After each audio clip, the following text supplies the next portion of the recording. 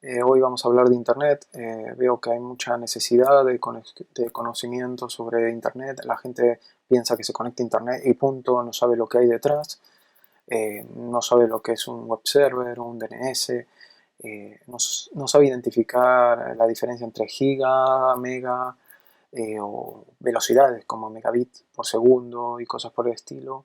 Entonces me gustaría aclarar un poquito. A ver, comenzamos a través de la historia. Todo comenzó en un laboratorio en 1969. En medio de la Guerra Fría, Estados Unidos quería comunicar varios edificios gubernamentales e inventó una forma de hacerlo a través de las líneas telefónicas, eh, convirtiendo diálogo de ordenador, o sea, binario, a sonido, a audio, transmitiéndolo a través de la línea telefónica y recibiéndolo del otro lado y volviéndolo a convertir de audio a binario. Entonces podíamos transferir archivos, documentos, diferente información entre ordenadores y tener redundancia, básicamente. Poder imaginar una bomba en un edificio, tener la duplicidad de toda la información que teníamos en este edificio, tenerlo en otro, de forma casi instantánea. Esa fue la idea en principio. Más adelante se dieron cuenta que si querían comunicar varios edificios tenían que ir haciéndolo uno a uno, porque la comunicación era punto a punto. No había forma de comunicarlos entre todos a la vez. Para esto siempre se utilizó cableado de telefonía. Más adelante dijeron, bueno, si tenemos algún tipo de protocolo, en este caso IPX, que es el protocolo inicial de Internet Protocol, le pusieron en la versión X. Permitía realmente la comunicación entre redes, no solamente entre un ordenador y otro, sino entre redes de ordenadores hablando entre sí. Este protocolo fue inicialmente creado por Xerox, la compañía de fotocopiadoras, pero bueno, evolucionó y se convirtió en el método normal de uso de comunicación entre redes de empresa. Más adelante los gobiernos compartieron esta información y las universidades y edificios de empresa empezaron a comunicarse de esta manera. Pasó el tiempo y vieron la necesidad de generar una estabilidad en esta comunicación. Las comunicaciones IPX eran muy inestables, podía haber cortes o pérdidas de paquete y no había forma de controlarlo. Por eso decidieron ir más allá y crearon una versión del Internet Protocol, en este caso la versión 4, que les permitía tener una forma de orden y control a la vez. IPX identificaba los ordenadores con números, un número binario, número de hardware, más que nada direcciones estáticas en cada uno de ellos. IP versión 4 permitía asignar direcciones y muchísimas más que IPX. Básicamente IP versión 4 se llamó versión 4 porque utilizaba, en vez de utilizar un solo octeto, que permitía solo 255 direcciones de ordenadores, a utilizar 4 octetos de bit. ¿Qué significa esto? Que tengo direcciones bit. ¿Por qué bit? Porque era la única forma de identificar un ordenador. Un ordenador habla en bit, en binario. O sea, en un ordenador entiende el valor 0 y el valor 1, representando 0. El 0 volt, o sea, cuando en un puerto, en una conexión, en un cable, yo tengo 0 volt, es un 0 binario para un ordenador. Y si tengo 1, son 5 volt. O sea, es electricidad básicamente. El 1 es un pulso de 5 volt. Entonces, esto es la forma de identificar un ordenador. Lo único que sabe es, ¿tengo electricidad en este conector o no? Si tengo es un 1, si no tengo es un 0. ¿Qué pasa? Cuando se transmite, son pulsos. Si yo pongo 1, 0, 1, 0, 1, 0 para transmitir un número solamente, a mí me puede llevar, no sé, 20 minutos.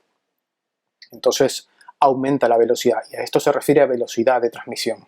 Entonces aumenta la velocidad de pulsos. Si yo hago 1, 0, 1, 0, 1, 0, 1, 0, estoy transmitiendo a más velocidad.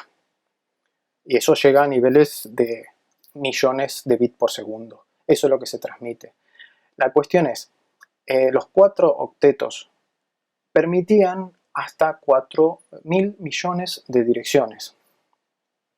Si esto lo transferimos a lo que es decimal, sería una dirección de 0, 0, 0, 0 hasta la 255, 255, 255, 255. Y todos sus intermedios, en este caso 4.000 millones de direcciones. En su momento se pensó que era más que suficiente, pero hoy en día, si vemos que cada persona en el mundo, casi el 80% del mundo tiene un móvil, o tiene un ordenador, o tiene cualquier cosa conectada a internet, eso utiliza una dirección IP. Y por eso se pensó en evolucionar a IP versión 6, que permite muchísimas más direcciones IP. Algunos de estos rangos de estas 4.000 millones de direcciones permiten o están ordenadas de forma que su uso son solamente privado o de experimentación, no permiten ser públicas. Ahora veremos qué es pública y privada. Cuando hablamos de direcciones privadas y públicas, estamos hablando de qué es lo que enviamos hacia Internet o qué recibimos de Internet, qué identificación usamos. Cuando nosotros hablamos entre redes, podemos hablar entre una red de un edificio con una red de otro edificio, sin hablar de Internet. No, estamos un cable conectado de un edificio a otro, otro cable conectado de un edificio a otro y otro cable conectado de este edificio a este. Estamos hablando de redes. Esto es una red privada, porque no sale Internet. Y en la red privada se pueden usar las IP privadas. En este caso son rangos identificados con estos números. La cuestión es, hoy en día la mayoría de los routers de casa, de empresa, de lo que sea, utilizan este rango de IP. Si nosotros vemos nuestro ordenador que está conectado a una oficina, al wifi de nuestra casa, siempre veremos un rango de este estilo. Cuando vemos la IP de nuestro ordenador, nos va a asignar un rango dentro de esto. ¿Qué pasa? Si yo recibo ese rango, por ejemplo, puedo decir que identificar una parte de este rango como red y otra parte como host. ¿Qué significa? Significa que mi red, por ejemplo, en este caso, mi red va a ser estos 3 octetos. Con este /24 le estoy diciendo que estos 3 octetos va a ser mi identificador de red. Y luego, todos estos números, estos 255, vamos a ponerlo ahora por ejemplo, porque el 0 no se utiliza, pues es el inicio de la red, y el 255 es el último, la última IP de la red que tampoco se utiliza.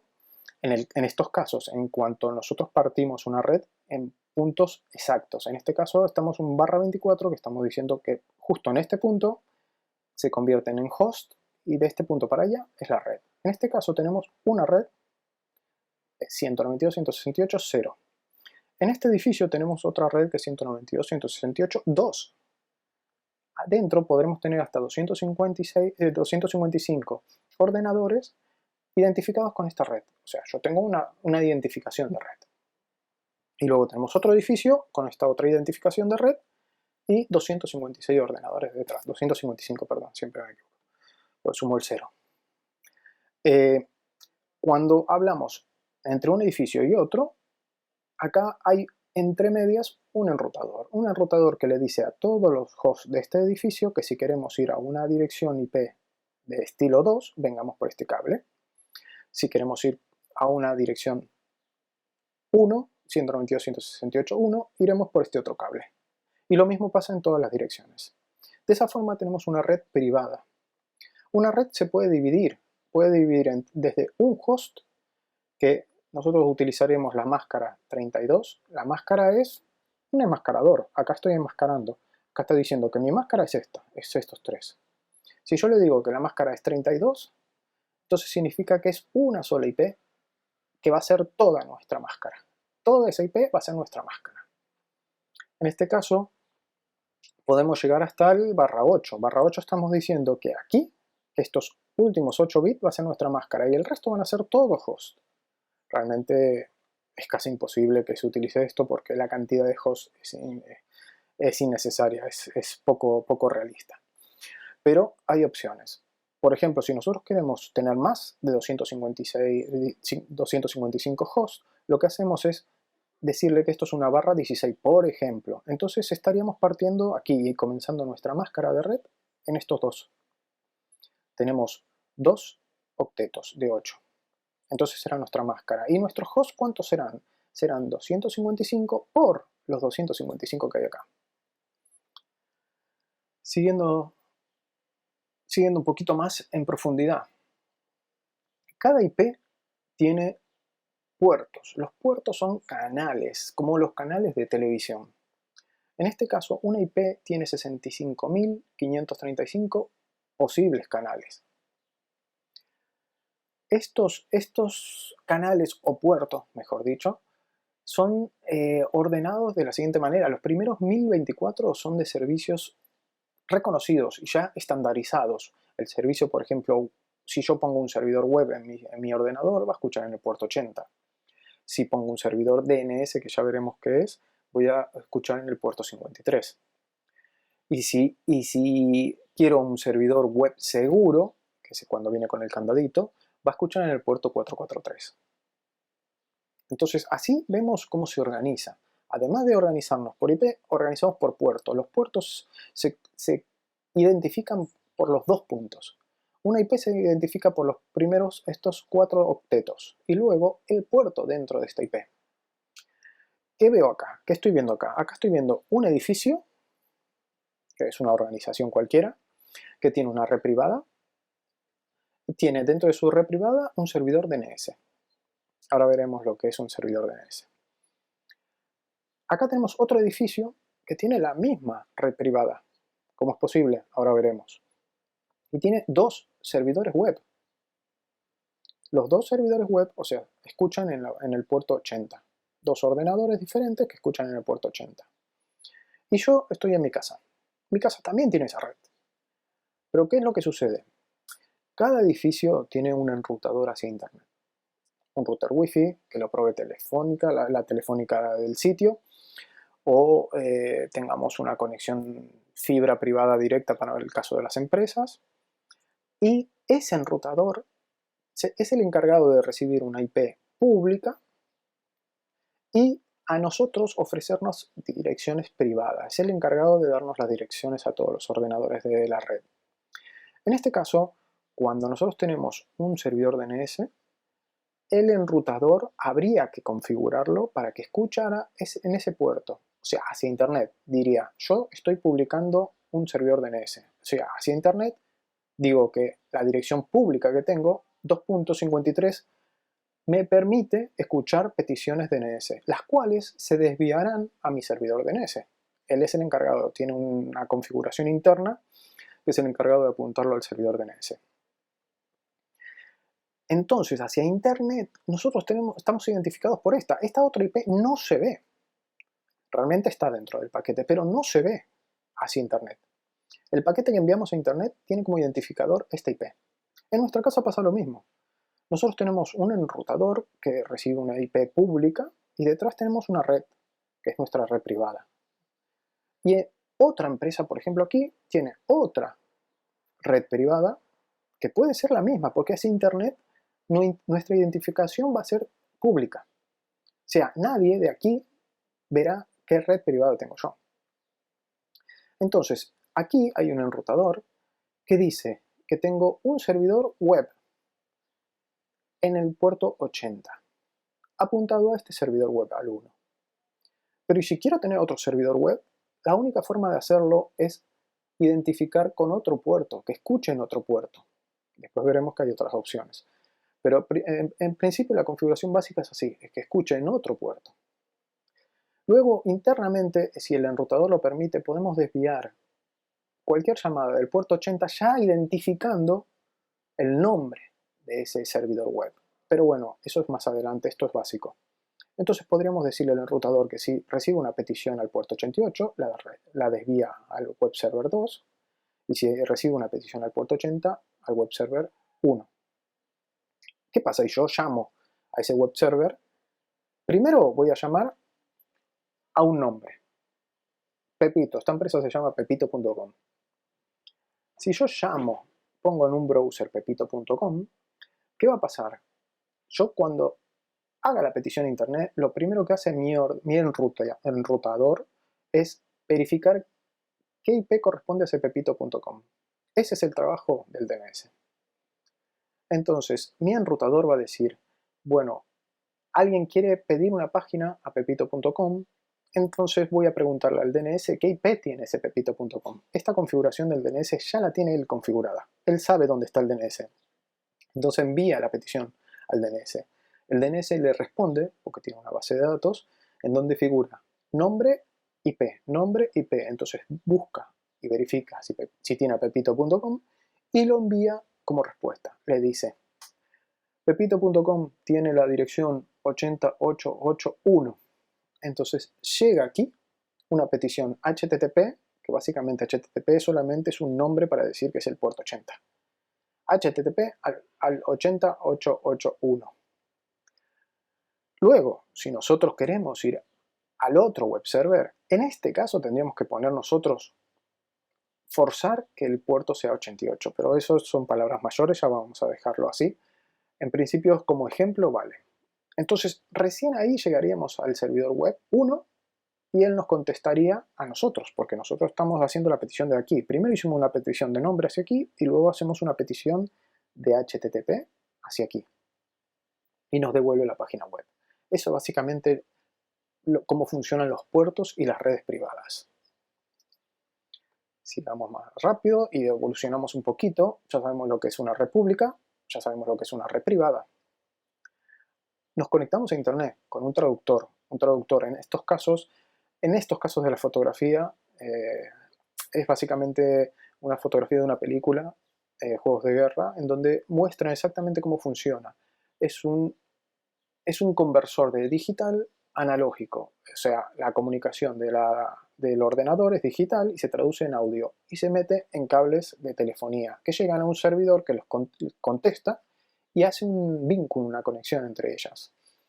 Hoy en día esto ya evolucionó, ya no hay una conversión, es digital a digital, tenemos fibra óptica, tenemos módem ADSL, entonces es una comunicación ya digital. Al principio de los tiempos existían los boletines, los BBS. Son servidores que solamente presentaban información en formato texto. Uno entraba en el servidor, obviamente habría que saber, en ese entonces no existían los DNS, habría que saber la dirección IP de ese servidor, y nos ofrecía información, las noticias, el tiempo, lo que sea, como bibliotecas online, pero solo de texto. Luego, la evolución hizo que crearan servidores web en donde nos contestan con protocolos HTTPS, HTTP, en donde ese protocolo permite imágenes. ¿Qué pasa? Si yo sé la dirección IP de un servidor, podría acceder directamente al servidor sin necesidad de hacer una traducción de nombre. Pero los nombres son necesarios porque las direcciones IP son difíciles de recordar. Por ejemplo, si yo pongo en un explorador esta dirección IP, realmente es mi servidor web, que es más fácil recordar si yo, por ejemplo, pongo este nombre. Entonces, para eso se crearon los servidores DNS, para traducir entre un nombre fácil a una dirección IP muy difícil. Además que, bueno, la flexibilidad que esto conlleva, porque yo con solo acordarme un nombre, yo podría cambiar mi dirección IP sin que nadie se diera cuenta. O sea, podríamos ir a wally.es y ir a esta dirección o a cualquier otra. Seguimos. Vamos a hablar un poquito de direcciones IP y DNS. Así lo dejamos bien claro. Cuando yo tengo una petición desde una red privada, entre mis ordenadores siempre hablamos de direcciones IP privadas. Yo puedo tener un mini DNS interno en mi router que me diga los nombres de cada uno de estos ordenadores. Y hacia Internet, cuando él no conozca el nombre, hace la petición a Internet. Entonces, cuando yo pongo, por ejemplo, acá google.es, él hace una petición primero a sus servidores. Él tiene configurados estos DNS, servidores de nombre. Estos servidores de nombres reciben la petición, dice, esta persona quiere ir a google.com.es. Entonces, busca en su base de datos. Si no la tiene, sube hacia arriba un nivel. O sea, ¿qué significa? Que de DNS hay muchos, hay una red conectada de DNS. Entonces, si él no tiene el nombre, va a ir preguntando hacia atrás hasta que alguien le contesta. Cuando recibe esa petición, tiene esa respuesta, nos la envía. Cuando recibimos la respuesta, o sea, nosotros recibimos una IP. Nosotros decimos, queremos ir a google.es y recibimos, tú tienes que ir a esta dirección, ¡pum!, y nos da una dirección IP. En ese momento se inicia la petición hacia el servidor de Google y recibimos la petición de respuesta, la respuesta del servidor de Google. También, si nosotros ponemos en un browser solo una dirección IP, no pasamos por el DNS. ¿Por qué? Porque nuestro router dice, una dirección IP no necesita ser traducida, ya está traducida, ya es la dirección del servidor donde queremos ir. Entonces nos envía directamente al servidor que queramos. En este caso es el servidor mío, el wally.es. Para aclarar un poquito más las cosas, la gente piensa que hay una sola Internet. No hay una sola Internet. Internet es básicamente una red conectada con otra red, con otra red, con otra red, con otra red, y así sucesivamente. No hay una sola Internet, hay muchas Internet. Por eso dicen que Internet es la red de redes, porque son redes interconectadas. Y si nosotros queremos verificar esto, podríamos hacerlo. Si hacemos, por ejemplo, el comando ping, que viene en todos los ordenadores, abrimos una consola y escribimos ping, como suena, tal cual suena, P-I-N-G, y ponemos la dirección o el nombre del servidor donde queremos ir, que queremos verificar. ¿Qué hace el ping? El ping es una herramienta muy útil porque genera un paquete que necesita una respuesta. Entonces, envía un paquete hacia el servidor que queremos, en este caso, hice un ping a mi servidor. Y este paquete va y regresa. Va saltando de router en router, de redes en redes, hasta que llega al destino y el destino le contesta. Hay muchos servidores que prohíben esto para que nadie los bombardee con ping, entonces directamente los elimina el ping, no lo contesta. Pero hay muchos que sí. Por ejemplo, cuando yo hago un ping, a mí me responde con una latencia. Acá me dice, cada paquetito que envía un paquete de 64 bytes desde esta IP. O sea, yo le mando un ping y él me contesta a mí, un paquete de 64 bytes. Y ese paquete tiene un tiempo de 41 milisegundos. ¿Qué pasó? ¿Qué es esto? El tiempo es el tiempo que va el paquete y el tiempo que regresa el paquete, pero el tiempo ese es la suma de los tiempos que pierde en cada salto. O sea, con esto es un representante de la cantidad de saltos que pueda haber en el medio. A ver, ¿qué pasa? Por ejemplo, si yo hago un ping a una IP, va directo. Pero ¿qué pasa si yo hago un ping a un nombre? El ping a un nombre primero va a un DNS.